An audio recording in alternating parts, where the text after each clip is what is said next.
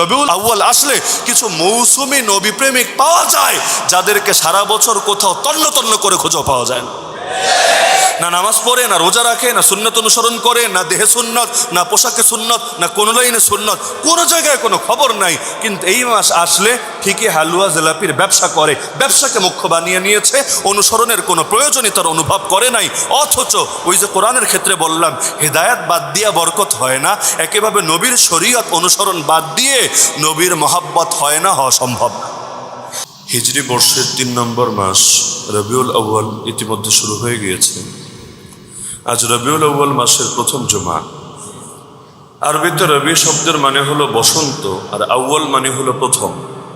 রবিউল আউয়াল মানে প্রথম বসন্ত। নামে যেমন বসন্ত, কাজেও পরিণত হয়েছিল বসন্তে। আল্লাহ রসুল সাল্লাল্লাহু আলাইহি ওয়াসাল্লামের জীবনের অনেকগুলো গুরুত্বপূর্ণ দিকের সম্পর্ক রয়েছে রবিউল আউয়াল মাসের সাথে। আল্লাহ রসুল সাল্লাল্লাহু আলাইহি ওয়াসাল্লাম এই পৃথিবীর মধ্যে জন্মগ্রহণ করেছেন এই রবিউল আউয়াল মাসে। আল্লাহ রসুল সাল্লাল্লাহু আলাইহি ওয়াসাল্লামের ওফাত হয়েছে এই রবিউল আউয়াল মাসে। আল্লাহ রসুলের উপর প্রথম ওহীর ধারা সূচনা হয়েছে রবিউল আউয়াল মাসে। আমরা সকলেই জানি যে ওহী প্রথম নাজিল হয়েছিল স্বপ্নযোগে। টানা 6 মাস পর্যন্ত আল্লাহ রসুল সাল্লাল্লাহু আলাইহি ওয়াসাল্লাম শুধু স্বপ্ন দেখেছেন। আল্লাহ তাকে স্বপ্ন দেখিয়ে দেখিয়ে দেখিয়ে ধীরে ধীরে কোরআন ধারণের জন্য প্রস্তুত করেছেন। সহিহ বুখারীর প্রথম অধ্যায়ে এই হাদিস আছে, আউয়ালু মা বুদিআ বিহি রাসূলুল্লাহ সাল্লাল্লাহু আলাইহি ওয়াসাল্লাম মিনাল ওয়াহয়ি আর-রু'য়া সালিহাতু ফিন নাওম ফাকানা লা ইয়ারা রু'য়া ইল্লা জাআত মিথলা ফালাকিস সুবহি। তো এই রবিউল আউয়াল মাসেই সেই স্বপ্নযোগে ওহীর ধারা শুরু হয়েছিল, যেটা লাগাতার 6 মাস চলার পরে রমাদানুল মুবারকে লাইলাতুল কদরে কোরআন মাজিদের প্রথম 5টা আয়াত, ইকরা বিসমি রাব্বিকাল্লাযী খালাক, খালাকাল ইনসানা মিন আলাক, এই যে মোট 5 আয়াত, এখান থেকে শুরু করে এই 5 আয়াত নাজিল হয়েছে রমাদানে লাইলাতুল কদরে। তবে প্রথম ওহী এটা ছিল না, ওহী নাজিল শুরু হয়েছে তার 6 মাস আগে, ঠিক এই রবিউল আউয়াল মাসে। এমনকি রবিউল আউয়াল মাসে আল্লাহ রসুল সাল্লাল্লাহু আলাইহি ওয়াসাল্লামের জীবনের গুরুত্বপূর্ণ কিছু জিহাদও সংঘটিত হয়েছে। গাজওয়ায়ে বনি নাজির, ইহুদিদের একটা গোত্র ছিল বনু নাজির, সেই বনু নাজির গোত্রের বিপক্ষে এই রবিউল আউয়াল মাসে জিহাদ হয়েছে। গাজওয়াতু দুমাতিল জান্দাল, দুমাতুল জান্দালের ঐতিহাসিক যুদ্ধ এই মাসে সংঘটিত হয়েছে। আল্লাহ রসুল একটা বাহিনী প্রেরণ করেছিলেন খালিদ বিন ওয়ালিদের নেতৃত্বে, যেই বাহিনীর সফলতা হিসাবে নাজরানের গোটা একটা খ্রিস্টান গোত্র সকলে কালেমা পড়ে মুসলমান হয়ে গিয়েছিল, সেটাও সংঘটিত হয়েছে রবিউল আউয়াল মাসে। এমনকি আল্লাহ রসুলের পুত্র, যার নাম ছিল ইব্রাহিম, আল্লাহ রসুলের সবগুলো পুত্রের মধ্যে যেই পুত্র তুলনামূলক বেশি জীবন পেয়েছিল, অন্যান্য পুত্ররা একেবারে শৈশবেই ইন্তেকাল করেছে, যার নাম ছিল ইব্রাহিম, সে এতটা বড় হতে পেরেছে যে ঘোড়ার পিঠেও আরোহণ করতে পারত। এরপর এই রবিউল আউয়াল মাসেই তার ওফাত হয়েছে। যেদিন তার ওফাত হয়েছে সেদিন আসমানও সূর্যগ্রহণ হয়েছে। যদিও আল্লাহ রসুল সাল্লাল্লাহু আলাইহি ওয়াসাল্লাম সবাইকে একত্রিত করে বলেছিলেন, শোনো, ইন্নাশ শামসা ওয়াল কামারা আয়াতানি মিন আয়াতিল্লাহ লা ইয়ানকাসিফানি লিমাউতি আহাদিন ওয়ালা লিহায়াতিহি। চাঁদ সূর্য আল্লাহর নিদর্শন সমূহের মধ্য থেকে 2টা নিদর্শন, এগুলো কারো মৃত্যুতেও সূর্যগ্রহণ বা চন্দ্রগ্রহণ হয় না, কারো জন্মতেও চন্দ্রগ্রহণ বা সূর্যগ্রহণ হয় না। সুতরাং তোমরা যে বলাবলি করছো অনেকে মিলে যে ইব্রাহিমের শোকে পাথর হয়ে আজ মনে হয় আসমানও সূর্যগ্রহণ হয়েছে, খবরদার এরকম কোনো কথা বলবা না। হ্যাঁ, যখন সূর্যগ্রহণ হবে আল্লাহকে ডাকবা, নামাজ পড়বা, যখন চন্দ্রগ্রহণ হবে আল্লাহকে ডাকবা, নামাজ আদায় করবা। এই রবিউল আউয়াল মাসের সাথে আল্লাহ রসুল সাল্লাল্লাহু আলাইহি ওয়াসাল্লামের জীবনের অনেক গুরুত্বপূর্ণ বিষয়ের সম্পর্ক ছিল। হ্যাঁ, যদি আমরা বলছি যে ওহী নাজিলের সূচনা হয়েছিল স্বপ্নযোগে এই রবিউল আউয়াল মাসে, তবে এই আকীদা প্রত্যেকের ভেতরে ক্লিয়ার থাকা লাগবে যে আল্লাহ রসুল সেদিন নবী হন নাই যেদিন তার উপর স্বপ্নযোগে ওহীর ধারা সূচনা হয়েছে, বরং আল্লাহ রসুল তখনও নবী যখন আদম আলাইহিস সালামের সৃষ্টির পূর্ণতা পায় নাই। হাদিসের শব্দ ওয়া আদামু বাইনার রূহি ওয়াল জাসাদ, যখন আদম রূহ আর দেহের মাঝামাঝি, মানে দেহ তো আছে তবে দেহের ভেতরে রূহ ফুঁকে দেওয়া হয় নাই, তখনও আমার নবী তিনি নবী। বলবেন হ্যাঁ এটা তাকদিরি ভাবে নবী, মানে আল্লাহ তাকদির যে লিখে রেখেছেন, আল্লাহর এলেমে যে আছে, ওই বিবেচনায় তিনি তখন নবী। আমি বলবো এই ব্যাখ্যা যদি করেন তো তাকদিরের বিবেচনায় আদম নবীর সৃষ্টির আগেই আমার রসুল তিনি নবী হয়ে আছেন, এটা যদি ব্যাখ্যা করেন তাহলে এই ব্যাখ্যা তো সবার ব্যাপারেই করতে পারবেন। মুসা নবী কখন নবী? তাকদির হিসাব করলে, আল্লাহর এলেম বিবেচনা করলে আদম নবী সৃষ্টির আগ থেকে তিনি নবী, এটাও আল্লাহর এলেমে আছে, এটাও আল্লাহর তাকদিরে আছে। ঈসা নবীর কথা যদি বলেন, ইব্রাহিম নবীর কথা যদি বলেন, নূহ নবীর কথা যদি বলেন, নবী রাখেন। সাহাবীদের কথা যদি বলেন, সাহাবী রাখেন। আমি আপনার কথা যদি বলেন, আমরা যে দুনিয়াতে আসব, কবে কি করব না করব, এগুলো আল্লাহর এলেমে শুরু থেকেই ছিল নাকি ছিল না? আল্লাহর এলেম পরবর্তীতে অ্যাড হয়, বিষয়টা এমন না। আল্লাহ যখন থেকে তার এলেমও তখন থেকে। আল্লাহর অস্তিত্বের যেমন সূচনা নাই, আল্লাহর এলেম নামক গুণেরও কোনো সূচনা নাই। তা আমি দুনিয়াতে এসেছি বহু পরে, তাতে কি? কিন্তু আমি যে আসবো, এসে দুনিয়াতে কি কি করব, এই এলেম আল্লাহ নতুন করে হাসিল হয়েছে এমন না। আল্লাহ যখন থেকে এই এলেম তার আছে তখন থেকে। তাহলে যদি বলেন ইলমি ভাবে নবী, তাকদিরি ভাবে নবী, তাহলে দুনিয়ার সব নবী সমান হয়ে যাবেন। আমার নবীর আর বৈশিষ্ট্য থাকবে কি? অনেকে ব্যাখ্যা করতে গিয়ে তালগোল পাকিয়ে ফেলে। তারা বলে হ্যাঁ অবশ্যই আদম নবী সৃষ্টির আগে তো নবী, কারণ আল্লাহর এলেমে সব আছে, আল্লাহ সব লিখে রেখেছেন তাকদিরের মধ্যে, এই বিবেচনায়। আরে এই ব্যাখ্যা তোমাকে কি শিখিয়েছে? এটাই যদি ব্যাখ্যা হয়, এই হাদিসগুলো দিয়ে নবী নিজের বৈশিষ্ট্য বলছেন কোন যুক্তিতে? এটা তো কমন বৈশিষ্ট্য হবে। কমন বৈশিষ্ট্য কেউ নিজের ফজিলত হিসাবে বলে না। আমি কথা বলতে পারি, আমি দেখতে পারি, এগুলো গর্বের কোনো বিষয় না, কারণ কথা আপনারাও বলেন, দেখতে আপনারাও পারেন। বৈশিষ্ট্য হয় সেটা যেটা সবার মধ্যে থাকে না। তাহলে আল্লাহ নবী তখনও নবী, এ কথার অর্থ কি? ইমামরাই ব্যাখ্যা করে গিয়েছেন। এ কথার অর্থ হলো হাকিকতে নবুয়তে মুহাম্মাদি, হাকিকতে নবুয়তে মুহাম্মাদি আল্লাহ তাকে তখনই দান করেছেন, এই মর্যাদায় তাকে তখনই মর্যাদাবান করেছেন। তবে এর অর্থ কি, এর মর্ম কি, এর বৈশিষ্ট্য কি, এর সার নির্যাস কি, এগুলো আমাদের জ্ঞানের ঊর্ধ্বে, এগুলো আমাদের জানারও দরকার নাই, এর উপর আমাদের কোনো আমলও সম্পর্কিত না। তবে নবী যতটুকু বলেছেন ততটুকু মানতে অন্তরে দ্বিধা থাকা উচিত না। তাহলে এটা মানতে হবে যে সব নবীর চাইতে আমার নবীর স্পেশাল একটা বৈশিষ্ট্য হলো, যখন আদম আলাইহিস সালাম আছেন রূহ এবং দেহের মাঝে, অন্য বর্ণনায় লামুনজাদিলুন ফি তিনাতিহি, তিনি আছেন কাদামাটির মাঝে, মানে কাদামাটির প্রসেসে আছেন, এখনো পরিপূর্ণতার দেহই সৃষ্টি হয় নাই। ওই সময় আমার নবীকে রব্বুল আলামিন নবুয়তের মুকুট পরিয়ে দিয়েছেন। তবে এর হাকিকত কি রব্বুল আলামিন নিজেই ভালো জানেন। এমনকি এই বর্ণনাটা আমাদের দেশে প্রচলিত, প্রায় মানুষ কথায় কথায় বলে যে আল্লাহ রসুলকে সৃষ্টি না করা হলে কিছুই সৃষ্টি করা হতো না। শুনেছেন নাকি শুনেন নাই? কেউ কেউ এটার পক্ষে একটা আরবি হাদিসও টানে, লাউলা কালামা খালাকতুল আফলাক, হে মুহাম্মদ যদি আপনি না হতেন আমি চাঁদ, সূর্য, গ্রহ, তারা, নক্ষত্র, জগতের কোনো কিছুই আমি সৃষ্টি করতাম না। মানে সব কিছু সৃষ্টি করেছি খুলিকা লিআজলিকাল আলাম, আপনার জন্যই এই মহাবিশ্ব, এই সব কিছু সৃষ্টি করা হয়েছে। এটা নিয়ে আমাদের সমাজে দুই রকম বাড়াবাড়ি চলে। একদল হলো এই যে আমি আরবি বাক্যটা বললাম লাউলা কালামা খালাকতুল আফলাক, হুবহু এই বাক্যটাকে নবীর হাদিস বলে প্রচার করে। আরেক দল আছে ঠিক এর বিপরীত। কোন দল আমি নাম নাই বলে, নাম বলা বিষয় না, তারা আবার দাবি করে এটা পুরো জাল কথা, ভিত্তিহীন কথা, এর কোনো অস্তিত্বই নাই, এগুলো ভণ্ডরা বানিয়েছে, এগুলো ভ্রান্ত লোকেরা নিজেরা আবিষ্কার করেছে। একদিকে বাড়াবাড়ি আর একদিকে ছাড়াছাড়ি। তাহলে মাঝামাঝি কোনটা? মাঝামাঝি হলো এই যে বাক্য লাউলা আকা, যদি আপনি না হতেন, লামা খালাকতুল আফলাকা, আমি এই বিশ্ব চরাঞ্চল, এই সমগ্র মহাজগৎ আমি সৃষ্টি করতাম না। হুবহু এই বাক্যটা নবীজির হাদিস না, হুবহু এই বাক্যটা নবীজির হাদিস না। তবে কথাটা আবার ভুল না। মোল্লা আলী কারি রহমতুল্লাহ আলী বলেন হুবহু এই শব্দে নবী বলেন নাই, সুতরাং এটাকে কেউ নবীর নামে চালালে সেটা হবে জাল হাদিস। তবে কথাটা ঠিক, অর্থটা ঠিক, এবং এর পক্ষে একাধিক বিশুদ্ধ বর্ণনাও আছে। তো সুতরাং কথা ঠিক হওয়ার কারণে এই কথাটাকে কেউ যদি অস্বীকার করে তাহলে সে ভুল করবে। পার্থক্য বুঝতে পারছেন? শব্দকে কেউ যদি বলে হুবহু এই শব্দই নবী বলেছেন, তাহলে সে ভুল বলবে। যেমন নবী আলেমের ফজিলত বলেছেন নাকি বলেন নাই?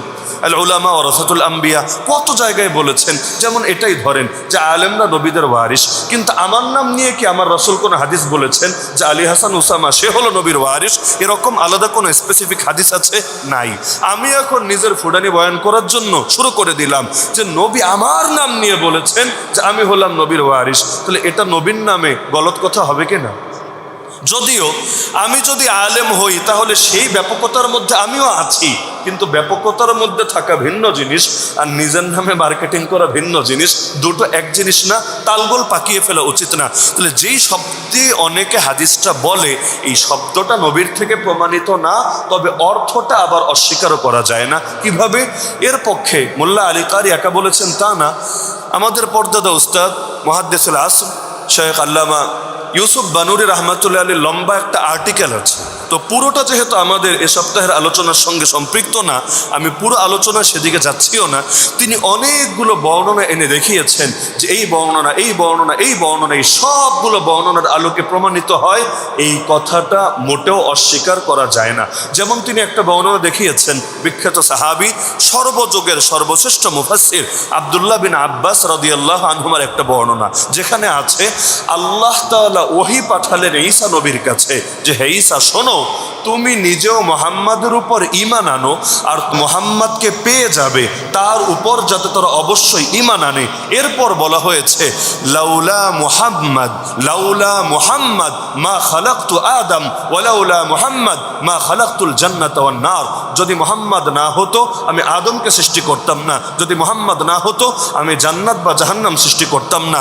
এই হাদিসটা বর্ণনা করেছেন ইমাম হাকিম নিশাপুরি রহমতুল্লাহ আলাইহি তার জগৎ বিখ্যাত কালজয়ী কিতাব আল মুস্তাদরাক আলা সহিহাইন গ্রন্থের মধ্যে।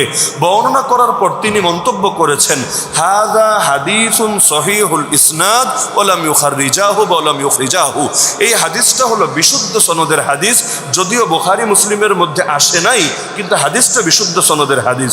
তার সঙ্গে একজন ইমাম যাহাবি দ্বিমত করেছেন, কিন্তু আরো বহু ইমাম বলেছেন না, ইমাম হাকিমের বক্তব্যটাই সঠিক। ইমাম তাকিউদ্দিন সুবকি, যারা পড়ালেখা করেছেন নামটার সঙ্গে পরিচিত থাকার কথা, ইমাম তাকিউদ্দিন সুবকি তার এক কিতাব আছে শিফাউস সিকাম। আর একজন ইমাম সিরাজউদ্দিন বালকিনি রাহমাতুল্লাহ আলাইহি তার একটা কিতাব আছে ফতোয়া নামে, অর্থাৎ তার সব ফতোয়ার সংকলন। এখানে স্পষ্ট তারা উভয়ে মন্তব্য করেছেন এই বর্ণনাটা সহিহ এবং এটার হুকুম হলো মারফুয়ে হুকমি, মানে আল্লাহ রসুল থেকেই এটা বর্ণিত। যদি আব্দুল্লাহ বিন আব্বাস ডাইরেক্ট নবীর নামে বলে নাই, কিন্তু এমন কথা নিজের থেকে বানিয়ে বলা যায় না। তো মূলনীতি হলো সাহাবী যদি এমন কোনো কথা বলে যেটা নিজের গবেষণা দিয়ে বলা সম্ভব না, তাহলে সেটাকে বিবেচনা করতে হয় এটা নবীরই কথা, কারণ সাহাবীরা প্রত্যেকেই গ্রহণযোগ্য, তারা কখনো ফালতু কথা বলতো না। ফামিসলুহু লা ইউকালু রাইয়ান ফাহুকমুহু আর-রাফউ, এটা হলো তার বাক্য। তাহলে এটা একটা বর্ণনা। একইভাবে ওমর রাদিয়াল্লাহু আনহু থেকে বর্ণনা আছে, আলী রাদিয়াল্লাহু আনহু থেকে বর্ণনা আছে, সেগুলোর দিকে নাই গেলাম। মূল বার্তা এটা পেলাম যে আমার নবীর জন্য গোটা মহাজগৎ সৃষ্টি করা হয়েছে, বা আমার নবীকে সৃষ্টি না করা হলে আসমান জমিন সৃষ্টি করা হতো না। এই কথা যদি কেউ বলে সে ভুল কিছু বলে নাই, সঠিকটাই বলেছে। যারা অস্বীকার করে তারা একটা বর্ণনা শব্দ দেখেই খালি অস্বীকার করে, কিন্তু ইমাম স্পষ্ট করে গিয়েছেন যে না, বর্ণনায় যেই শব্দটা সমাজের লোকেরা বলে ওই শব্দটা যদিও প্রমাণিত না, তবে শব্দ প্রমাণিত না হওয়ার মানে এটা না যে বিষয়টাও প্রমাণিত না। তাহলে আল্লাহ রসুলের গুরুত্ব আছে নাকি নাই? যে রাসূলুল্লাহ সাল্লাল্লাহু আলাইহি ওয়াসাল্লামের নামে আল্লাহ রেখে দিয়েছেন মুহাম্মদ এবং আহমদ, এমন নাম যেই নাম আরবি শব্দ, এমন না যে এটা ফার্সি শব্দ, উর্দু শব্দ আরবি শব্দ।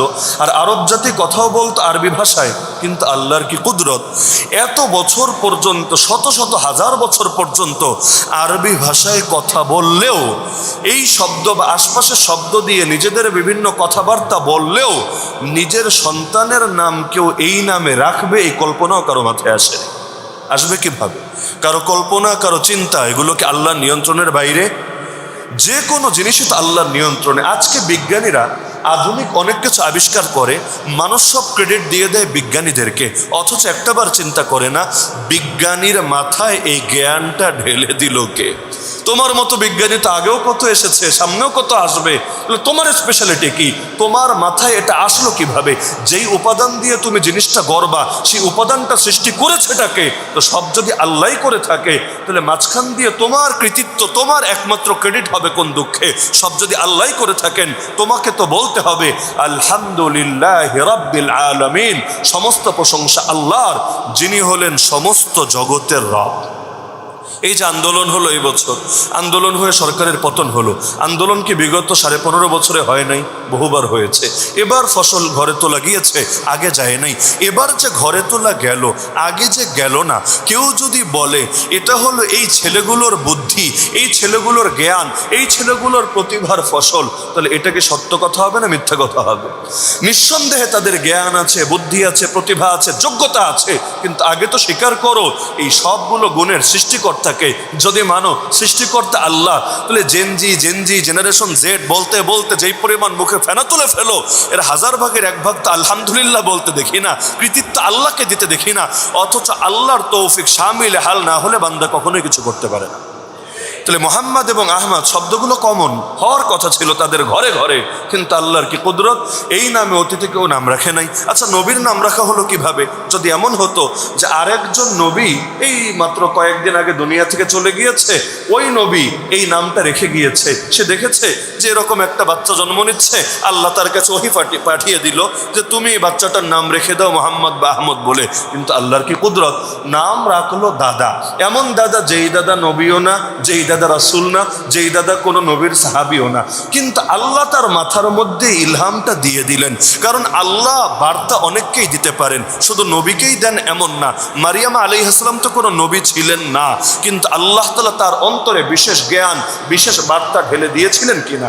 মুসা নবীর মা কোনো নবী ছিলেন না, কিন্তু তাকে যে সিন্ধুকে ভরে সমুদ্রে ভাসিয়ে দিতে হবে, আল্লাহ তাআলা এই জ্ঞান, এই ইলহাম তার অন্তরের মধ্যে ঢেলে দিয়েছিলেন কিনা। আরে শাহজালাল মুজাররাদ ইয়ামানি কোনো নবী না, কোনো রাসূল না, কিন্তু এই রাজা গৌর গোবিন্দর প্রাসাদ ঘুরিয়ে দিতে, হিন্দুস্তানের জমিনে জিহাদের পবিত্র খেদমত আঞ্জাম দিতে এই ওলিকে যে এখানে আসতে হবে, এই ইলহাম আল্লাহ তার অন্তরে ঢেলে দিয়েছিলেন কিনা। আল্লাহ তাআলা কখনো নবীর ভেতরে ওহী দেন আর কখনো ওলির ভেতরে ইলহাম দেন। তা আব্দুল মুত্তালিব কোনো নবী না, কোনো রাসূল না, কিন্তু আল্লাহ তার জেহেনের মধ্যে ঢেলে দিলেন, নিজের নাতির এমন একটা নাম রেখে দিলেন, গোটা আরববাসী হতবাক। আরে এই নাম তো কোনোদিন আমাদের কল্পনায়ও আসে নাই, কিন্তু এর চাইতে সুন্দর নাম তো হতেই পারে না। কেন? মুহাম্মদ শব্দের অর্থ হলো, মানে হলো মানিজতামাআত ফীহিল খিসালুল মাহমুদাতু কুল্লুহা, প্রশংসনীয় যত গুণ হতে পারে, প্রশংসনীয় মানে প্রশংসার যোগ্য যত গুণ, যত আচরণ, যত উত্তম চারিত্রিক বৈশিষ্ট্য হতে পারে, সবগুলো যার মধ্যে এসে একত্রিত হয় তাকে বলা হয় মুহাম্মদ। মানে এই অর্থের বিবেচনায় আল্লাহর নবীর পরে আমার নামও যদি আমি রাখি মুহাম্মদ, আপনার নামও যদি আপনি রাখেন মুহাম্মদ, বাচ্চার নামও যদি রাখেন মুহাম্মদ, নাম তো রাখতে পারবেন নবীর সঙ্গে সাদৃশ্য অবলম্বনের জন্য, কিন্তু এই গুণ কিন্তু কেউ কোনোদিন ধারণ করতে পারবে না। কারণ আল্লাহর নবী ছাড়া কে দাবি করতে পারবে নিজের ব্যাপারে বা অন্য কারো ব্যাপারে যে প্রশংসনীয় সব কয়টা গুণ তার ভেতরে 100% আছে। আমরা প্রত্যেকেই অপূর্ণ, আমাদের প্রত্যেকের মধ্যেই ত্রুটি আছে। দেখবেন এক লাইনে খুব আগানো কিন্তু আরেক লাইনে পেছানো, আবার অন্য লাইনে আগানো কিন্তু আরেক লাইনে ধরা। কিন্তু আল্লাহ রাসূল হলেন সেই মহান ব্যক্তিত্ব যার প্রতিটা গুণ, প্রতিটা দিকে উম্মার জন্য শিক্ষণীয়। এজন্য আল্লাহর নবীর প্রতিটা সাইড আলাদা আলাদা করে গবেষণা করা যায় যে আল্লাহর নবী কোন কাজটা করেছেন একজন বাবা হিসাবে, কোন কাজটা করেছেন একজন স্বামী হিসাবে, কোন কাজটা করেছেন একজন রাষ্ট্রপ্রধান হিসাবে, কোন কাজটা করেছেন একজন দায়ী হিসাবে, কোন কাজটা করেছেন একজন মুজাহিদ হিসাবে, কোন কাজটা করেছেন একজন জাজ, একজন জাস্টিস, একজন বিচারক হিসাবে, কোন কাজটা করেছেন তিনি নবী এবং রাসূল হিসাবে। সবগুলোর মধ্যে আলাদা আলাদা ভাগ আছে এবং প্রতিটা এক ক্যাটাগরির মধ্যেও না। আল্লাহ নবী কখনো আদেশ করলে সেই আদেশ অমান্য করলে ঈমান বরবাদ হয়ে যায় অথবা ফাসিকের খাতায় নাম উঠে যায়। আর কিছু আদেশ এমন আছে মনে চাইলে মানাও যায়, না মনে চাইলে নাও মানা যায়, না মানলেও বেঈমান হয় না, না মানলেও ঈমান যায় না, না মানলেও ফাসিক হয় না, তবে মানলে ভালো হয়। যেমন আল্লাহ নবীর জামানায় একটা দাসী ছিল, যেই দাসীটার নাম ছিল বারিরা। তাকে যখন তার মনিব মুক্ত করে দিল, স্বাধীন করে দিল, তো সে দাসী থাকাকালীন তাকে তার মনিব বিয়ে দিয়েছিল একটা পুরুষের সাথে, যে তার স্বামী ছিল। ইসলামের মাসালা হলো, দাসী থাকাকালীন যদি কোনো নারীকে মনিব বিয়ে দেয়, তাহলে স্বাধীন হওয়ার পর সে স্বাধীনতা পায়, সেই ইচ্ছা পায়, এই অধিকার পায়। চাইলে আগের স্বামীর সঙ্গে বিয়ে রাখতেও পারে, চাইলে এই বিয়েকে সে প্রত্যাহারও করে নিতে পারে। যেহেতু দাসীর নিজস্ব ইচ্ছার বিবেচনা থাকে না, মনিব চাইলে তার ইচ্ছার বাইরে গিয়েও বিয়ে দিতে পারে। এটা আবার সমাজের চাকরানির ক্ষেত্রে অথবা অন্যান্য কারো ক্ষেত্রে প্রয়োগযোগ্য না, মাথায় রাখবেন। একটার সঙ্গে আর একটা গুলিয়ে ফেলা যাবে না। দাস দাসী ভিন্ন জিনিস, চাকর চাকরানি ভিন্ন জিনিস। দাসীর ব্যাপারে হলো এই মাসালা, যখন তাকে মুক্ত করা হয় সে স্বাধীনতা পায়, চাইলে আগের স্বামীর সঙ্গে সম্পর্ক রাখতেও পারে, চাইলে সম্পর্ক ছিন্ন করতে পারে। ইসলামিক বিচারালয়ের মাধ্যমে সে সিদ্ধান্ত নিলে সম্পর্ক ছিন্ন করবে। কিন্তু তার স্বামী যে ছিল কালো এক গোলাম, কৃষ্ণাঙ্গ, সে তার প্রেমে এতটাই মজে গিয়েছিল, যখন তার স্ত্রী জানিয়ে দিল যে না, তোমার সাথে এই সংসার আমি রাখবো না, পাগলের মতো ওই মজনুর মতো দেওয়ানা হয়ে মদিনার অলিতে গলিতে সে চিৎকার করে বেড়াচ্ছিল, কান্না করছিল। সাহাবীরাও দেখে কষ্ট পাচ্ছিলেন যে বেচারা তার স্ত্রীকে এতটা ভালোবাসে, কিন্তু স্ত্রী চাচ্ছে না স্বামীর সাথে সম্পর্ক রাখতে। কি করার? আল্লাহ রসুল এবার বারিরা রাদিয়াল্লাহু তাআলা আনহাকে সুপারিশ করলেন যে হে বারিরা, তুমি তার সাথে সম্পর্ক রেখে দাও। বারিরা রাদিয়াল্লাহু আনহা জিজ্ঞেস করলেন, ইয়া রাসূলুল্লাহ, এটা কি আদেশ নাকি আপনার পক্ষ থেকে পরামর্শ? যদি আদেশ হয় আমার মাথার উপরে, আমি অবশ্যই এটা করব, আমার ইচ্ছা হোক বা না হোক, পছন্দ হোক বা না হোক, আপনার আদেশের বাইরে কোনো কথা আমি চিন্তাও করব না। আর যদি এটা ধর্মীয় আদেশ না হয়, আপনার ব্যক্তিগত পরামর্শ হয়, তাহলে তো এটা মানা বা না মানার ব্যাপারে আমি স্বাধীন। আল্লাহ রসুল বলেন, হ্যাঁ, মানা বা না মানার ব্যাপারে তুমি স্বাধীন। তিনি বললেন, ইয়া রাসূলুল্লাহ, আমি এই কালো বেটার সাথে আপাতত আর সংসার করতে চাচ্ছি না। তাহলে এই যে তিনি তার আদেশটা অমান্য করলেন, এটা আদেশ হিসাবে আল্লাহ রসুল বলেন নাই, এটা আল্লাহ রসুল ব্যক্তিগত একটা পরামর্শ হিসাবে বলেছেন। তো কোন কাজ বলেন, প্রতিটা নিয়ে আলাদা থিসিস, আলাদা গবেষণা হতে থাকে, কারণ তার জীবন এতটাই পরিপূর্ণ, প্রতিটা দিক নিয়েই উম্মত শিক্ষা গ্রহণ করতে পারবে। এমনকি নবুয়তের পরের দিক রাখেন, আল্লাহ রসুলের নবুয়ত প্রকাশিত হওয়া, কারণ নবুয়ত তো পেয়েছেন সেই আদম আলাইহিস সালামের সৃষ্টিরও আগে, কিন্তু নবুয়ত প্রকাশিত হয়েছে মানুষের সামনে কবে? যখন আল্লাহ নবীর বয়স 40 হয়েছে। 40-এর আগের যে জীবনটা, ওই জীবনী নিয়ে যদি কেউ লিখতে চায় যে ওই জীবনের মধ্যে উত্তম কি কি গুণ ছিল, কি কি বৈশিষ্ট্য ছিল, কি কি চারিত্রিক মাধুর্য ছিল, খণ্ডের পর খণ্ড শেষ হবে, হাজার হাজার পৃষ্ঠা শেষ হবে, তবুও নবুয়ত প্রকাশিত হওয়ার আগের জীবনের গুণাগুণ লিখেই তো শেষ করতে পারবে। তাহলে মুহাম্মদ পারফেক্ট অর্থে এই নামটা তার শানে প্রযোজ্য, মানে ইজতামাআত ফীহিল খিসালুল মাহমুদাতু কুল্লুহা। দ্বিতীয় আর একটা নাম আহমদ, যেই নাম দিয়ে আগের নবীরা সুসংবাদ শুনিয়ে গিয়েছেন। যেমন সূরা সফ 28 নম্বর পারার একটা সূরা সফের মধ্যে আল্লাহ জানিয়েছেন, ঈসা নবী তার উম্মতকে বলে গিয়েছিলেন, মুবাশশিরাম বিরাসূলি ইয়াতি মিন বাদি ইসমুহু আহমদ, আমি সুসংবাদ দিচ্ছি এমন একজন রসুলের যিনি আসবেন আমার পরে, যার নাম হবে আহমদ। আহমদ মানে কি? যিনি সবচাইতে বেশি প্রশংসা করেন। কার প্রশংসা? আল্লাহ। তাহলে আল্লাহর প্রশংসা আল্লাহর নবীর চাইতে কে বেশি করতে পারবে? না আমি, না আপনি। আল্লাহর রসুলের চাইতে দামি কোনো প্রশংসা হতেই পারে না। এজন্য যে আমরা দোয়া করি, মোনাজাত করি, মাথায় গেঁথে রাখবেন, আল্লাহর নবী যেই বাক্য দিয়ে দোয়া করেছেন, মোনাজাত করেছেন, যেগুলো আজও হাদিসের মধ্যে স্বর্ণাক্ষরে সংরক্ষিত আছে, ওগুলোর চাইতে উত্তম কোনো দোয়া হতেই পারে না। আমি বললে বাংলায় বলবো, নিজের মতো করে বলবো। আর আল্লাহর নবী যেই ভাষায় বলেছেন, আল্লাহর দেওয়া স্পেশাল এলেমের ভিত্তিতে বলেছেন। কই আমার ক্ষুদ্র জ্ঞান, কই আল্লাহর নবীর কামেল জ্ঞান, দুটোর মধ্যে তো তুলনাই চলে না। এজন্য আল্লাহর রসুলের দোয়া যেখানে আছে, সেখানে নিজের থেকে আলাদা দোয়া করলে বৈশিষ্ট্য বাড়বে, বিষয়টা এমন না। বরঞ্চ খেয়াল করা দরকার নবীর দোয়াগুলো নিয়মিত করার। এজন্য আমার সঙ্গে আমাকে ছাত্র জামানায় পরামর্শ দিয়েছিলেন হাকিমুল উম্মত মুজাদ্দিদে মিল্লাত শাহ আশরাফ আলী থানভী রাহমাতুল্লাহ আলাইহির একটা কিতাব আছে ছোট, মুনাজাতে মাকবুল। দেখেছেন না? অনেকেই হয়তো দেখেছেন, যেটা 7টা ভাগে ভাগ করা, 7 মঞ্জিল। সপ্তাহে দিন কয়টা? 7টা। প্রতিটা দিন যাতে এক মঞ্জিল করে পড়ে। তিনি কি কাজ করেছেন বইটার মধ্যে, যে কোরআনে এবং হাদিসে যত দোয়া তিনি খুঁজে খুঁজে পেয়েছেন, রব্বানা আতিনা ফিদ দুনিয়া হাসানা, মনে করেন কোরআনের দোয়া, একইভাবে নবীর আছে অনেক দোয়া। তো কোরআন এবং হাদিসের মধ্যে মুমিনের জন্য প্রয়োজনীয় যে দোয়াগুলো তিনি খুঁজে পেয়েছেন সবগুলো এনে এক কিতাবের মতো জমা করেছেন। এখন আমরা তো অনেকে অলস, যদি বলা হয় একদিনেই পুরোটা পর, অনেকে আছে ছুঁয়েও দেখবে না। তিনি সহজ করার জন্য, মুরিদদের সহজ করার জন্য তিনি এটাকে 7 ভাগে ভাগ করে দিয়েছেন, যে ডেইলি পুরোটা না পড়তে পারলে না পড়, অন্তত এই কাজটা কর যে সপ্তাহে শনিবার থেকে শুরু করে শুক্রবারে গিয়ে একেবারে সবগুলো দোয়া শেষ কর। আল্লাহর কাছে এর চাইতে উত্তম সাহায্যের মাধ্যম কি হবে? এর জন্য নামে দিয়েছেন মুনাজাতে মাকবুল। মাকবুল মানে যেটা কবুল করা হয়েছে, কারণ আল্লাহর রাসূলের দোয়া তো আল্লাহ কবুল করেছেন। তো ওই দোয়াটা তোর জবান থেকেও বের হোক, আল্লাহ তোর ব্যাপারেও দোয়া কবুল করে দেবেন ইনশাআল্লাহ। এজন্য আমাদের দাদা পীর শেখ আল্লামা মুহাম্মদুল্লাহ হাফেজ হুজুর রহমতুল্লাহ আলী, নাম তো সকলে শোনার কথা। হজরত যখন তওয়াফও করতেন, তওয়াফে চক্কর কয়টা সবাই জানেন? 7টা চক্কর।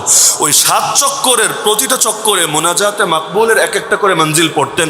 কারণ তওয়াফরত অবস্থায় দোয়া করলে দোয়া কবুল হবে। কি দোয়া করবেন? তো নিজে বানিয়ে বানিয়ে দোয়া করার চাইতে কোরআনের দোয়া, হাদিসের দোয়াই তো উত্তম হবে। তো তিনি, এটা শরীয়তের কোনো ফরজ, ওয়াজিব, সুন্নাত, মুস্তাহাব আমল আমি বলছি না, এটা তিনি করতেন সেই হিসাবে আমি বলছি। এমনকি আমি আপনাদের কাউকে এটাও বলছি না যে এটা করলে এত নেকি, না করলে এত গুনাহ, শরীয়তের কোনো বিধান না। তিনি এভাবে করতেন। প্রত্যেক তওয়াফে এক মঞ্জিল, প্রত্যেক তওয়াফে এক মঞ্জিল, 7 চক্কর শেষ, তওয়াফ শেষ, কোরআন এবং হাদিসে বর্ণিত যত দোয়া আছে দোয়া করা শেষ। তাহলে আহমদ মানে অধিক পরিমাণ প্রশংসাকারী। কারণ দোয়া কবুল হবে যদি আল্লাহর প্রশংসা থাকে দোয়ার শুরুতে এবং শেষে। অনেকে আছে হাত তুলেই শুরু করে দেয় আসল দোয়া, আল্লাহ ভাত দাও, পানি দাও, চাকরি দাও, ব্যবসা দাও, ভিসা দাও, এই দাও, সেই দাও। আরে ভাই, দোয়া করবা পরে, আগে প্রশংসা করে নাও, আগে রবের স্তুতি গেয়ে নাও। নামাজের মধ্যেই আল্লাহু আকবার বলেই আমরা কেরাত শুরু করে দেই না, আগে সানা পড়ি। সানা মানে কি? প্রশংসা। কার প্রশংসা? আমার বউয়ের না, আমার নেত্রীর না, আমার নেতার না, আমার দলের না।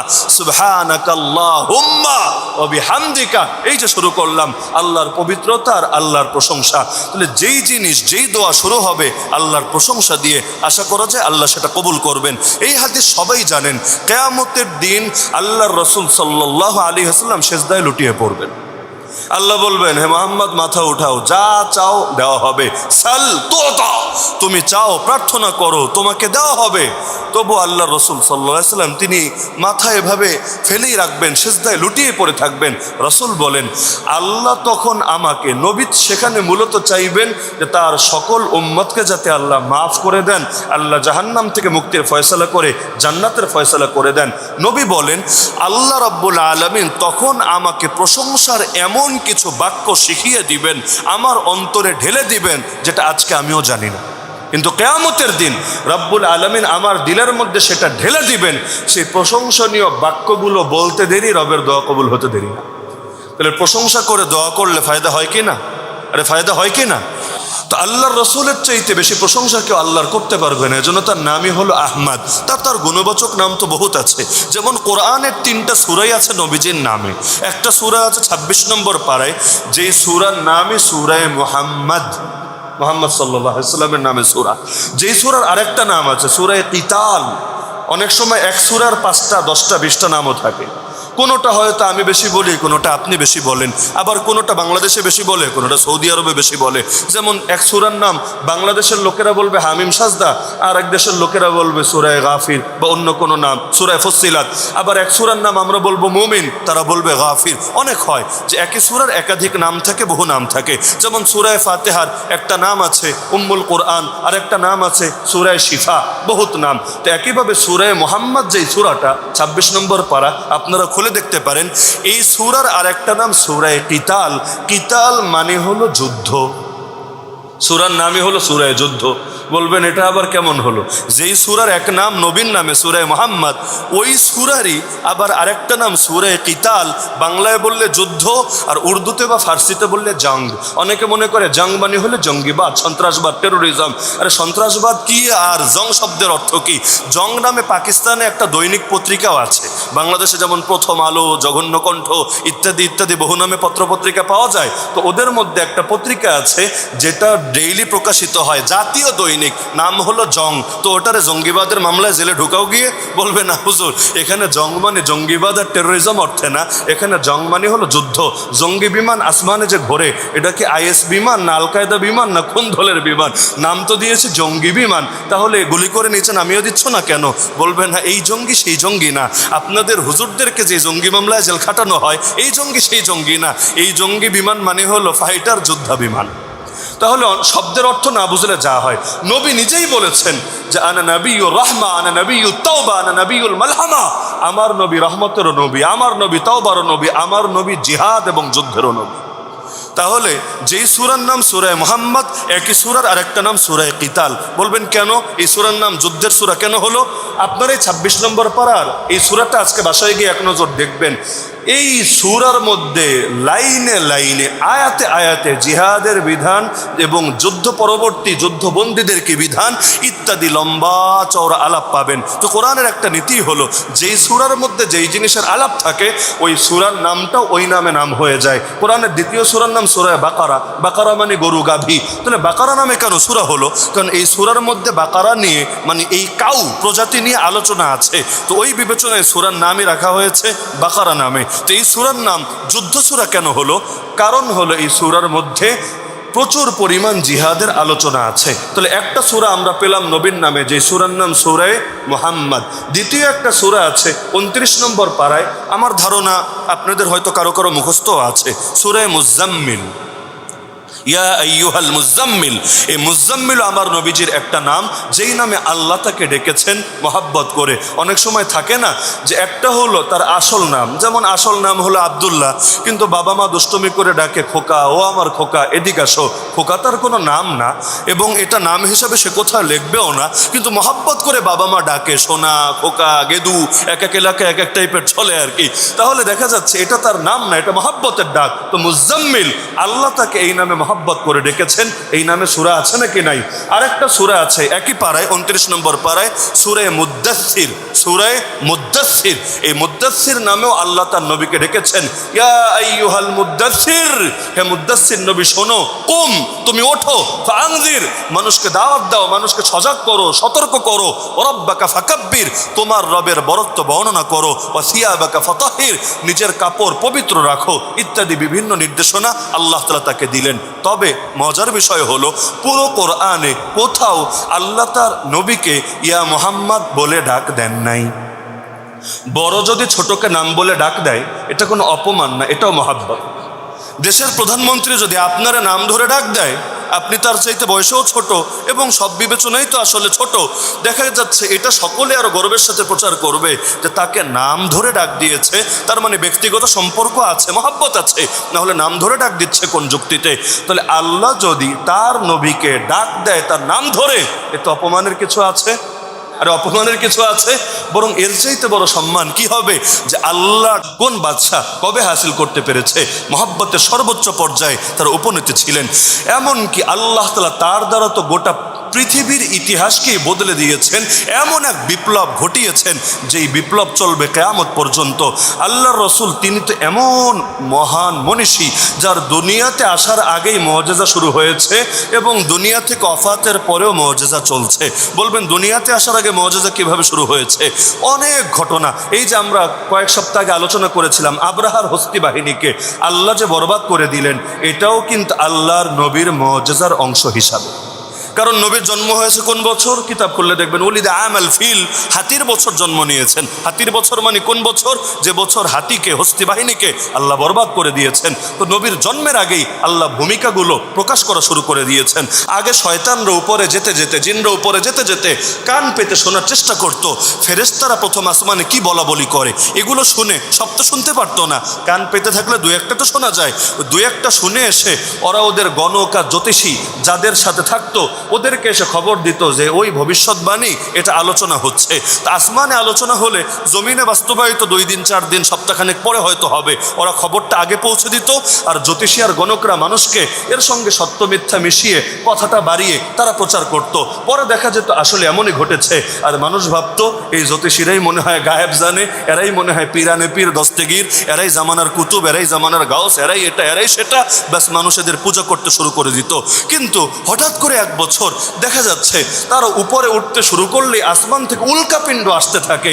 আরে প্রথম আসমানে গিয়ে কান দিয়ে শুনবে দূরের কথা, আরে ওই পর্যন্ত পৌঁছতেই পারে না, তার আগেই আঘাতে আঘাতে বরবাদ হতে থাকে। তারা পেরেশান হয়ে গেল। এতকাল তো স্বাভাবিকই ছিল, হঠাৎ করে কি হলো? এখন একটা প্রতিনিধি দল পাঠালো, আরে যা তো গিয়ে দেখতো কি হয়েছে। মনে হয় দুনিয়ায় কোনো মহাপুরুষের আবির্ভাব ঘটেছে। একটা দল আস্তে আস্তে আস্তে এক জায়গায় এসে দেখলো আল্লাহ নবী তার সাহাবীদেরকে নিয়ে ময়দানে ফজরের নামাজ আদায় করছে। তারা অবাক, কিরে এখানে কি হচ্ছে? এখন কান পেতে শুনে কোরআন তেলাওয়াত হচ্ছে। 29 নম্বর পরে একটা সূরা আছে, সূরা জিন। এই সূরার তাফসীর পড়েন, অক্ষরে অক্ষরে পেয়ে যাবেন। তারা তাদের জাতির কাছে ফিরে গিয়ে বলল যে আমরা এমন এক কোরআন শুনেছি, ইসতামা নাফারুম মিনাল জিন্নি ফাকালু ইন্না সামি'না কুরআনান আজাবা ইয়াহদি ইলা রুশদি ফাআমান্না বি ওয়ালান নুশরিকা বিরাব্বিনা আহাদা। আমরা এমন এক কোরআন শুনে এসেছি যেটা বড়ই অবাক করা, বড়ই বিস্ময়কর, যেটা মানুষকে হেদায়েতের পথে দাওয়াত দেয়। শুনতে দেরি, ঈমান আনতে দেরি না, ওটা শুনেই আমরা সঙ্গে সঙ্গে ঈমান এনেছি। আর কোনোদিন আমাদের রবের সঙ্গে কাউকে শরীক করব না। নবীর ওয়াজ করা লাগলো না, নসিহত করা লাগলো না, বয়ান দেওয়া লাগলো না, ফজরের নামাজে তেলাওয়াত করছেন।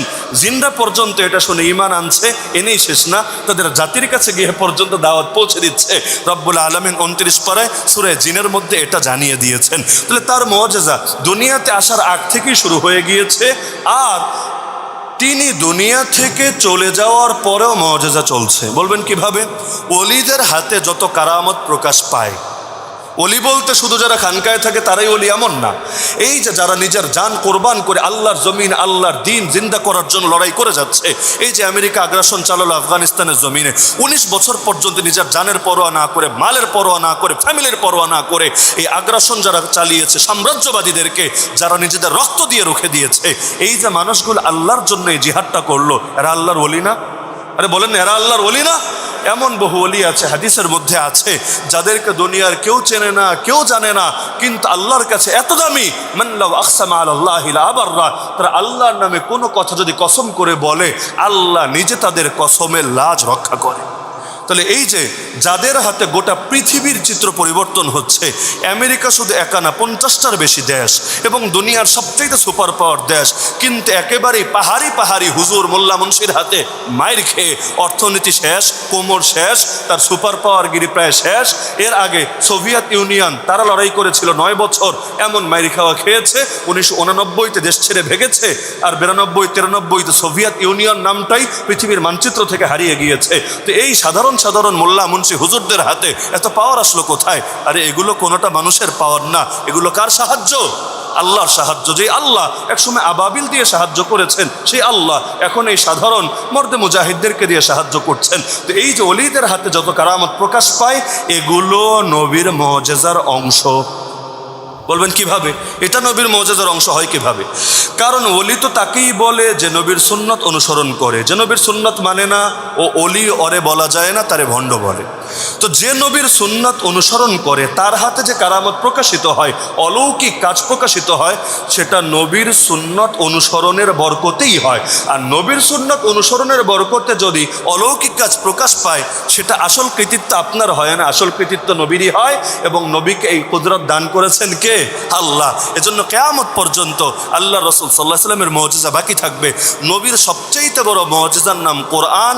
1500 বছর হয়ে গিয়েছে, যেমন ছিল তেমনই আছে, কিয়ামত পর্যন্ত তেমনই থাকবে।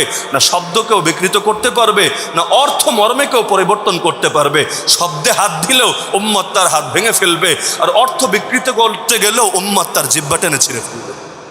তো কিয়ামত পর্যন্ত হেফাজতে থাকবে নাকি থাকবে না? তো নবীকে দেখেন না, এই নবীর মুজিজা দেখেন, এই যে মসজিদে আছে দেখেন, সবচাইতে বড় হতভাগা সে নবীকে ভালোবাসার দাবি করে, নবীর মুজিজা একটাবার পড়েও দেখে না, পড়া শেখেও না, এমনকি পড়ার কোনো আগ্রহ হয় না। কোন মুখে নিজেকে নবীর মহব্বতকারী দাবি করে? দরকার তো ছিল খালি পড়বে না, পড়বে, বুঝবে, আমল করবে, পড়বে, বুঝবে, আমল করবে, পড়েও না, বোঝা দূরের কথা, বোঝেও না, আমল করবে কিভাবে রে ভাই? অথচ এটার চাইতে নবীর কোনো বড় মুজিজা ছিল না। এক কোরআনকে রাখেন এক পাল্লায়, সব নবীর সব মুজিজাকে রাখেন আর এক পাল্লায়, কোন পাল্লা ভারী হবে? পুরো কোরআন লাগবে না, কোরআনের একটা শব্দ রাখলে ওই শব্দটাই ভারী হবে। এই কোরআনটা এত ভারী, আল্লাহ বলেন যদি পাহাড়ের উপর নাজিল করতাম, পাহাড়, মানুষ না, পাহাড়ের উপর নাজিল করতাম। সূরা হাশরের শেষে আল্লাহ জানিয়েছেন, লাউ আনজালনা হাযাল কুরআন আলা জাবাল লারাআইতাহু খাশিআম মুতাসাদ্দিআম মিন খাশিয়াতিল্লাহ। হে নবী, আপনি নিচে দেখতেন পাহাড় টিকতে পারছে না, আল্লাহর ভয়ে সঙ্গে সঙ্গে নত হয়ে যাচ্ছে আর ভেঙে চূর্ণ বিচূর্ণ হয়ে যাচ্ছে। তো এই কোরআনের লোট পাহাড়ে নিতে পারে না, এত পাওয়ারফুল কোরআন। সূরা রাদে আল্লাহ বলেছেন, ওয়ালাউ আন্না কুরআনান সুইরাত বিহিল জিবাল আও কুত্তিআত বিহিল আরদ আও কুল্লিমা বিহিল মাউতা আল জওয়াবু মাহযুফ ইয়ানি লাকানা হাযাল কুরআন। যদি এমন কোনো পঠিত বই থাকতো যেটা পাঠ করে পাহাড়কে গাড়ির মতো এক জায়গা থেকে আরেক জায়গায় চালিয়ে নেওয়া যেত, মাটিকে টুকরা টুকরা করে ফেলা যেত, অথবা মরা মানুষের মুখ থেকেও কথা বের করা যেত, তাহলে এই কোরআনই ছিল সেই কিতাব। কিন্তু আল্লাহ তাআলা অনেক শক্তিকে আড়াল করে রেখেছেন যাতে করে মানুষ এটা দিয়ে খেলে ধান্দা না করে, বরং হেদায়েতের কাজ করে। না হলে সব শক্তি প্রকাশ করে দিলে ঘরে ঘরে কবিরাজ দিয়ে ভরে যেত, আর সবাই কোরআনের উপর আমল বাদ দিয়ে খালি কেউ পাহাড়ে গাড়ির মতো চালাতো, কেউ মরা মানুষ কবর থেকে বের করে কথা বলা শুরু করাতো, মানে এটাকে একটা খেয়াল তামাশার বিষয়ে পরিণত করত। এমনি দেখেন না, অনেকের কোরআন পড়াও লাগে না, বোঝাও লাগে না, আমলও লাগে না, খালি বিদেশের ভিসা হচ্ছে না, এখন হুজুরের কাছে এসে হুজুর একটা কোরআনের খতম পড়ে দেন না, আব্বা মরেছে, তার পড়াও লাগে না, বোঝাও লাগে না, আমলও লাগে না, আমার আব্বারে জান্নাতের টিকিটের একটা ব্যবস্থা করেন না, কিভাবে একটা খতম কোরআন পড়ে দেন না। আরে ভাই, কোরআনে বরকত আছে, অস্বীকারের কোনো সুযোগ নাই, যত পড়বে তত নেকি, অস্বীকারের কোনো সুযোগ নাই। কিন্তু খালি বরকতই নিবা, হেদায়েত নিবা না। হেদায়েত বাদ দিয়ে যেটা নেওয়া হয় সেটারে বরকত বলে না। আগে তো হেদায়েত, যালিকাল কিতাবু লা রাইবা ফি হুদাল লিল মুত্তাকিন। মুমিন মুত্তাকিদের জন্য হেদায়েত, জীবন বিধান, জীবনের গাইডলাইন, জীবনের সংবিধান। তা আগে তুমি হেদায়েত হিসাবে নাও, মূলটা ঠিক রাখো। মূল ঠিক রাখলে ডালপালা হবে, আর গাছের শিকড় কাটা। এবার যতই তুমি পানি ঢালো না কেন, ফলের আশা কিভাবে তুমি করবে? ফল আসবে না তো, কারণ শিকড় আগ থেকে বিচ্ছিন্ন হয়ে আছে। তাহলে আল্লাহ রসুল সাল্লাল্লাহু আলাইহি ওয়াসাল্লামকে প্রতিটা ক্ষেত্রে অনুসরণ করতে রাজি আছেন তো ইনশাআল্লাহ? সূরা আরাফ আয়াত নম্বর 157, এটা বলে আলোচনার ইতি টানছি। আয়াতটা শুধু একটা ক্ষুদ্র অংশ, পুরোটা বলতে গেলে আরো লম্বা সময় লাগবে। ফাল্লাযীনা আমানু বিহি ওয়া আযযারুহু ওয়া নাসারুহু ওয়াত্তাবাউন নূর আল্লাযী উনজিলা মাআহু উলাইকা হুমুল মুফলিহুন। আল্লাহ নিজে সফলতা সার্টিফিকেট দিচ্ছেন, সফল বলে ঘোষণা করছেন যাদের ভেতর নবীর শানে চারটা গুণ পাওয়া যাবে। এক নম্বর গুণ, এটা আমি দাওয়াত দিচ্ছি সবাইকে, যে নবীকে মহব্বত করে সফলতা পেতে চান না? যদি চান এই চারটা গুণ হাসিল করতে হবে। সূরা আরাফ আয়াত নম্বর 157, বিস্তারিত আপনারা দেখে নিতে পারেন। এক নম্বর গুণ, ফাল্লাযীনা আমানু বিহি, নবীর উপর ঈমান আনতে হবে। কিভাবে ঈমান আনলে সেই ঈমান কবুল হবে? যেভাবে সাহাবীরা ঈমান এনেছে। তাদের ব্যতিক্রম ঈমান যদি কেউ আনে, যেভাবে কাদিয়ানীরা এনেছে, হিজবুত তাওহীদ এনেছে, শিয়ারা এনেছে, মুতাজিলারা এনেছে, জাবরিয়া কাদরিয়া এনেছে, মুরজিয়া এনেছে, আরো হাজার হাজার দল উপদল এনেছে, ওভাবে ঈমান আনলে ওই ঈমান এক পয়সাও দাম থাকবে না। ফাল্লাযীনা আমানু বিহি, ঈমান আনতে হবে যেভাবে সাহাবাইরা ঈমান এনেছে, খুলাফায়ে রাশিদিন ঈমান এনেছে, আশারায়ে মুবাশশারা ঈমান এনেছে, আহলে বাইতিন নবী তারা ঈমান এনেছে, সেভাবে ঈমান আনতে হবে। দুই নম্বর, ঈমানের শেষ না, ওয়াজ্জারু, নবীর শ্রদ্ধা, নবীর ভালোবাসা অন্তরে লালন করতে হবে। সর্বোচ্চ শ্রদ্ধার আসন তাকে দিতে হবে। যার চাইতে বড় আসন কারো জন্য দুনিয়াতে বরাদ্দ থাকবে না। না বাবা, না মা, না দাদা, না নেতা, না নেত্রী, না দল, পৃথিবীর সবাইকে ছাড়া যাবে নবীর মহব্বতে, নবীকে ছাড়া যাবে না অন্য কারো মহব্বতে। তিন নম্বর, ওয়ানাসারু, মহব্বত করেই শেষ না। একদল আছে মহব্বতের দাবি করে, মৌসুমি মহব্বত প্রকাশ করে। লাইলাতুল কদর আসলে কিছু মৌসুমি নামাজি পাওয়া যায়, শবে বরাত আসলে কিছু মৌসুমি নামাজ পাওয়া যায়, ঈদের দিন আসলে কিছু মৌসুমি নামাজি পাওয়া যায়, ফ্লাইট দিয়েও খুঁজে পাওয়া যায় না। একইভাবে রবিউল আউয়াল আসলে কিছু মৌসুমি নবী প্রেমিক পাওয়া যায়, যাদেরকে সারা বছর কোথাও তন্ন তন্ন করে খুঁজেও পাওয়া যায় না। না নামাজ পড়ে, না রোজা রাখে, না সুন্নত অনুসরণ করে, না দেহে সুন্নত, না পোশাকে সুন্নত, না কোনো লাইনে সুন্নত, কোনো জায়গায় কোনো খবর নাই। কিন্তু এই মাস আসলে ঠিকই হালুয়া জিলাপির ব্যবসা করে, ব্যবসাকে মুখ্য বানিয়ে নিয়েছে, অনুসরণের কোনো প্রয়োজনীয়তার অনুভব করে নাই। অথচ ওই যে কোরআনের ক্ষেত্রে বললাম, হেদায়াত বাদ দিয়া বরকত হয় না, একেভাবে নবীর শরীয়ত অনুসরণ বাদ দিয়ে নবীর মহাব্বত হয় না, হওয়া সম্ভব না। তো মহাব্বত করতে চাইলে ওয়ানাসারু, সাহায্য করতে হবে। নবীরে কিভাবে সাহায্য করবেন? নবীর শরীয়তকে সাহায্য করলে, নবীর উম্মতকে সাহায্য করলে, নবীর আনিত দ্বীনের সাহায্য করলে। আর নিজে আমল বাদ দিয়ে সাহায্য করবেন কিভাবে? সুতরাং অনুসরণের লাইনে মোটেও পিছিয়ে থাকা যাবে না, এর কোনোই সুযোগ নাই। আমি মাঝে মধ্যে অবাক হই, একদল বাংলাদেশ এমনও আছে, মুহররম আসলে দেখবেন হুসাইন হুসাইন হুসাইন হুসাইন হুসাইন বলতে বলতে মুখে ফেনা তুলে ফেলে। তো সারা বছরের ওর কারনামা দেখবেন, আর জীবনাচার দেখবেন জামান আর ইয়াজিদদের খালি দালালি করে না, জামান আর ইয়াজিদদের পা চাটে, খালি জামান আর ইয়াজিদ না, জামান আর ফেরাউনদের গোলামি নিজের কাঁধে বরণ করে নেয়। আর মুহররম আসলে হুসাইন হুসাইন হুসাইন করে। আরে তুই যদি দালাল হস ইয়াজিদের, দালাল হস ফেরাউনের, হুসাইনের নাম বলতে বলতে ফেনা তুলে ফেললেও এই জিকির তোর কোনো কাজে আসবে না। তাহলে সুতরাং অনুসরণ এটা মূল বিষয়। অনুসরণ বাদ দিয়ে মহাব্বতের দাবির কোনোই দাম থাকবে না। বাবারে বলবেন, বাবা তোমাকে ভালোবাসি, বাবা তোমার জন্য প্রাণ উৎসর্গ করতে রাজি আছি, কিন্তু বাবা দেখে একটা কথাও শুনতে রাজি না। ডাইনে যেতে বললে বামে যায়, বামে যেতে বললে ডাইনে যায়। আর যদি কিছু বলে, বাবা বাবা তোমার জন্য প্রাণ উৎসর্গ। ওই একদল মুক্তিযুদ্ধের চেতনা দেশপ্রেম দিয়ে ব্যবসা করত, মানে মুক্তিযুদ্ধের চেতনা যেন ওর জায়গিরদারি, ওর ঠিকাদারি, ব্যাস যাই করবে। আরে স্বজন হারানোর কি বেদনা আমার চাই থেকে ভালো জানে, মুক্তিযুদ্ধের আসল কি চেতনা আমার চাই থেকে ভালো অনুভব করতে পারে।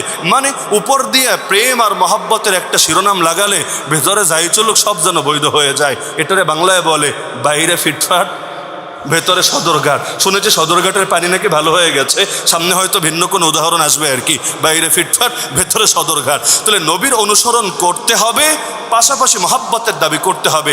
অনুসরণ বাদ দিয়ে মহাব্বতের দাবি করলে ওই দাবির গুরুত্ব থাকবে না। মনে থাকবে তো ইনশাআল্লাহ। আর শেষ কাজ, ওয়াত্তাবাউন নূর আল্লাযী উনজিলা মা, নবীর সঙ্গে যে নূর নাজিল হয়েছে মানে কোরআন, এটার অনুসরণ করতে হবে। তবেই উলাইকা হুমুল মুফলিহুন, সফলতা পাওয়া যাবে। শেষ করি অনুরোধ দিয়ে, যেহেতু রবিউল আউয়াল মাস, প্রত্যেকে ব্যাপকভাবে আল্লাহ নবীর জীবনী চর্চা করার চেষ্টা করেন। পারবেন না ইনশাআল্লাহ?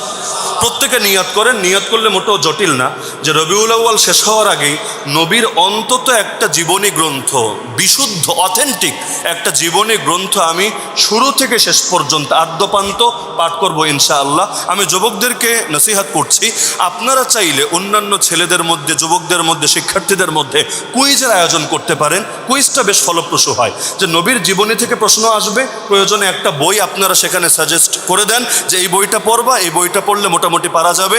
এবং এর মধ্যে যারা ভালো উত্তর দিতে পারবে লটারির মাধ্যমে তাদেরকে পুরস্কৃত করা হবে। প্রয়োজনে মসজিদে পুরস্কার দেন না, ইনশাআল্লাহ এর দ্বারা ধীরে ধীরে সমাজে সিরাত চর্চার একটা আগ্রহ তৈরি হবে। যারা বেশি ব্যস্ত থাকেন, বই পড়ার টাইম নাই, আপনারা বয়ান অন্তত শোনেন, নবীর জীবনের বিভিন্ন দিক নিয়ে যে আলোচনাগুলো আছে এগুলো শোনেন, দিলের মধ্যে মহাব্বত তৈরি করার চেষ্টা করেন। তবে ওই জাল আর ভিত্তিহীন কেচ্ছা কাহিনীর দরকার নাই।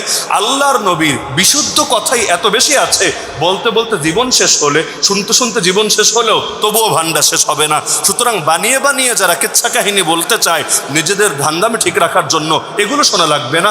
বিশুদ্ধ ভান্ডারই এত সমৃদ্ধ, আমাদের ভেজালে যাওয়া লাগবে না। আর এই মসজিদে আপনার আলোচনার আয়োজন করতে পারেন, তবে এটাকে সুনির্দিষ্ট এক দিনে সীমাবদ্ধ রাখবেন না। পুরো মাস জুড়ে নবীর মহাব্বতের চর্চা করতে থাকেন, শুধু 12 তারিখের সঙ্গে মহাব্বতের কাজ করে দিয়েন না। এটা মাথায় রাখেন। দিবস তার লাগে যাদের সারা বছর খবর থাকে না। 14ই ফেব্রুয়ারি ভ্যালেন্টাইন্স ডে, প্রেম দিবস তাদের লাগে যাদের সারা বছর প্রেম থাকে না, একদিন অন্য লুতুপুতুর ধান্দা করে। আর যারা বিয়ে শাদী করেছে এদের 14ই ফেব্রুয়ারি লাগে না, কেন জানেন? ওদের জন্য বছরের সব দিনই প্রেম দিবস, সব দিনই ভালোবাসা দিবস, 365 দিনে তাদের ভালোবাসা চলতে থাকে। তাহলে নির্দিষ্ট দিবসে সীমাবদ্ধ চেতনা করার দরকার নেই। পুরো মাস জুড়ে, পুরো বছর জুড়েই ব্যাপক আলোচনা হতে থাকবে। পারবেন না ইনশাআল্লাহ? পারবেন না? ইনশাআল্লাহ। আর যদি এমন হয় যা অন্য সময় আলোচনা নাই, অন্য সময় মহাব্বত নাই, অনুসরণ নাই, একদিন খালি ওয়েলকাম ওয়েলকাম ইয়া রাসূলুল্লাহ, বাংলাদেশে দেখি আর কি রাস্তাঘাটে ওয়েলকাম ওয়েলকাম ইয়া রাসূলুল্লাহ, মানে বক্তা রিসিভ করতে যেন মাঠে নেমেছে আর কি। সে কি শোডাউন, হাজার হাজার লক্ষ লক্ষ মানুষ পাকিস্তান থেকে একজনও ভাড়া করে আনে, তারে দিয়ে আবার এগুলো করে না, এগুলো থেকে সাবধান। যিকরে মিলাদে মুস্তাফা, নবীর জন্ম বৃত্তান্তর আলোচনা ইবাদত, শুধু জন্ম বৃত্তান্ত না, আল্লাহর নবী যে ঘোড়া পালতেন, যে গাধা পালতেন, ওগুলোর আলোচনা ইবাদত। কিন্তু এটাকে কেন্দ্র করে যদি নতুন কোন আমলকেও জারি করে আর সেটাকেই মহাব্বতের মানদণ্ড বানায় আর ইসলামের ফরজ বিধানগুলো ওগুলো অনুসরণের কোনো প্রয়োজন অনুভব না করে, সেটাকে মহাব্বত বলে না, সেটাকে নিখাদ নিরেট ভণ্ডামি বলে। মনে থাকবে তো ইনশাআল্লাহ।